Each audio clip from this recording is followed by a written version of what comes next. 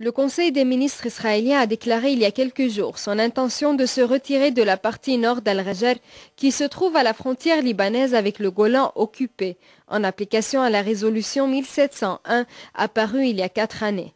Ce retrait est conditionné par la mainmise de la finule sur le village en question et une déclaration claire et nette des Nations Unies confirmant l'application israélienne de la résolution internationale. Ces déclarations suscita beaucoup d'interrogations quant au choix temporel du retrait qui intervient quelques jours avant la publication du rapport annuel du secrétaire général des Nations Unies, Ban Ki-moon, sur l'application de la 1701. Par ailleurs, le retrait d'Al-Rajal essaierait d'embarrasser la résistance islamique libanaise, en prétendant que l'occupant aurait libéré cette terre pour appliquer une résolution internationale, et non pas sous pression de la résistance. En effet, cette politique harmonise avec la politique américaine actuelle envers le Liban, qui intervient en faveur d'une partie des Libanais ennemis du Hezbollah qui prétendent défendre la vérité sur l'assassinat de l'ex-premier ministre Rafik Hariri,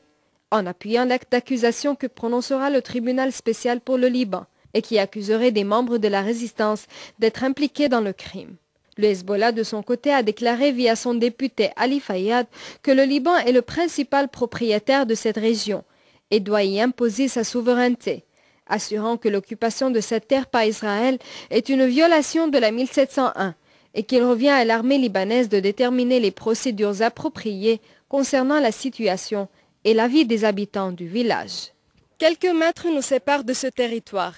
libanais depuis toujours, depuis bien avant l'existence de l'entité sioniste. Dans quelques jours, l'occupant s'en retirera de son plein gré et en dépit de toute prétention, c'est une nouvelle victoire au peuple libanais. Du village de Rajal au sud du Liban, Assia Husseini, la chaîne internationale Sahar.